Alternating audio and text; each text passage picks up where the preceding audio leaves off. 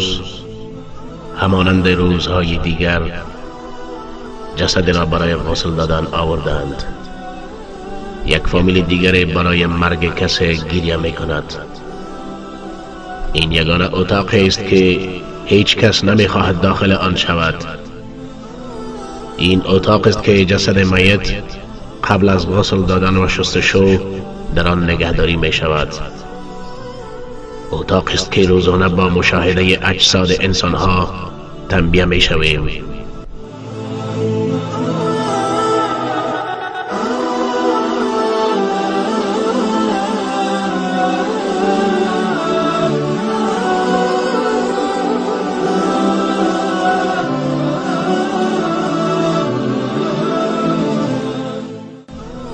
در شروع امروز مانند روزهای دیگر روز معمولی و روز کار ما بود، اما وقت تابوت را باز کردیم بوی بد و متعفن از تابوت به مشام ما رسید.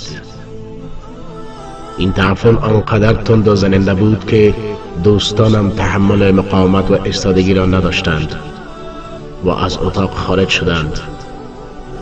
و دوستانم گفتم تا جسد را از تابوت بیرون کنند و من وسایل غسل شستشو را فراهم می کنم.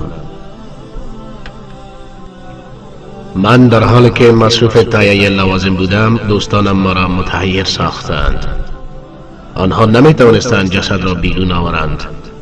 من نیز با ایشان به کمک شتافتم، اما با وجود آنکه جسد خیلی لاغر بود ما 3 نفر قادر به بیرون آوردن این جسد نشدیم تا بالاخره از شخص چهارم تقاضای کمک کردیم. بعد از اینکه جسد را از تابوت بیرون کردیم چیزی عجیب را متوجه شدم. این شخص پوست روشن و سفید داشت، اما چهره و صورتش به شکل وحشتناک سیاه و تاریک شده بود. با خود گفتم دلیل این بوی متعفن و زننده، سنگینی وزن جسد و سیاهی روی این جسد چی بوده میتواند؟ این سوالات مرا متعجب ساختند. حتما در این حکمت است. برادری که به کمک ما آمده بود این خروج از اتاق از من پرسید این جسد چه اشکالی دارد؟ با او گفتم نمیدانم. این جسد مرا نیز متحیر ساخته. دلم تنگ شد. خواستم از بازماندگان میت در این مورد بازخواست کنم. وقتی از خانوادش پرسیدم چیزی گفت که تا آخر عمر فراموشم نخواهد شد. میدانید در جوابم چی گفت؟ او نماز نمیخواند. بله او نماز نمیخواند. ای انسان، تو را چی میشود که با یک پارچه تکه وقتی به دنیا میایی و میمیری تو را میپوشانند؟ تنها لاخت و برهنه به دنیا میایی و با ایچ تنها و برهنه از این دنیا میروی. کجاست آن زندگی؟ کجاست آن دوستان و رفیقانت؟ کجاست پول و ثروت و جاه و جلالت؟ کجاست آن روزگار آغشته به دنیا و کار بار که به خاطرش نماز را که حق خداوند است رها کردی؟ همه رفتند و تنهایت گذاشتند.